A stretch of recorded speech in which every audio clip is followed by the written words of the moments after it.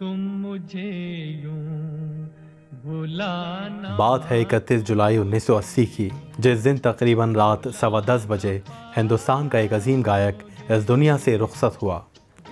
उसी सुबह रफ़ी साहब की बड़ी बहू यास्मीन साहिबा ने एक अजीब ख्वाब देखा था।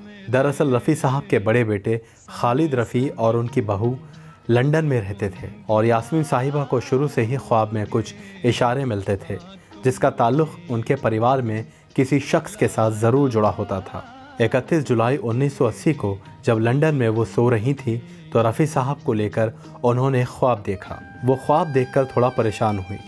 सुबह जब वो उठी तो उन्होंने इस ख्वाब के बारे में अपने शौहर खालिद को बताया। ख्वाब कुछ इस तरह था कि उन्होंने देखा कि बहुत तेज़ बारिश हो रही है और रफ़ी साहब एक ऊंची इमारत से दूसरी और भी ज़्यादा ऊंची इमारत पर जा रहे हैं और जिस ऊंची मंजिल की तरफ वो बढ़ रहे थे वहाँ बहुत भीड़ मौजूद थी जो उनका इस्तकबाल करने के लिए मौजूद थी।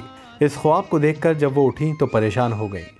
अपने शौहर खालिद रफ़ी को जब बताया तो उन्होंने इस ख्वाब का तर्जुमा कुछ इस तरह किया कि शायद अब उनके अब्बा रफ़ी विला छोड़कर किसी दूसरे बंगले में शिफ्ट होने की सोच रहे हैं और मजाक में इस ख्वाब को टाल दिया। लेकिन कोई नहीं जानता था कि रफ़ी साहब की बहू को जो ख्वाब में इशारा मिला है उसके माने कुछ और ही होने वाले हैं। दिन बीता और लंदन में अब शाम के 5 बज चुके थे और रफ़ी साहब के बड़े दामाद आफ्ताब साहब जो इंग्लैंड में ही रहते थे उन्होंने खालिद रफ़ी साहब को फ़ोन पर रफ़ी साहब के अस्पताल में भर्ती होने की इत्तला दी। यास्मीन साहिबा और खालिद रफ़ी साहब ये सुनकर परेशान हो गए और उसी वक्त मुंबई में रफ़ी विला पर फ़ोन मिलाया लेकिन किसी ने फ़ोन नहीं उठाया। काफ़ी वक्त बाद घर में काम करने वाले शख्स ने फ़ोन उठाकर खालिद रफ़ी साहब और यास्मीन साहिबा को रो रो कर रफ़ी साहब के इंतकाल की खबर सुनाई। यास्मीन रफ़ी साहिबा और खालिद रफ़ी साहब के ये सुनने के बाद होश उड़ गए। यास्मीन रफ़ी साहिबा बताती हैं कि ख्वाब देखने के बाद सिर्फ यही गुमान था कि शायद रफ़ी साहब अपना बंगला बदलने की सोच रहे हैं, लेकिन दूर दूर तक ये गुमान नहीं था कि ख्वाब में एक ऊंची मंजिल से दूसरी ऊंची मंजिल पर रफ़ी साहब के जाने का मतलब ये था कि वो अल्लाह से मुलाकात करने के लिए जा रहे हैं और अपना आखिरी सफ़र तय कर रहे हैं। 1 अगस्त 1980 को जिस दिन रफ़ी साहब का जनाज़ा निकला तो उस वक्त वाकई बहुत तेज़ बारिश हो रही थी और भीड़ का सैलाब रफ़ी साहब के जनाजे में शिरकत के लिए निकल पड़ा था।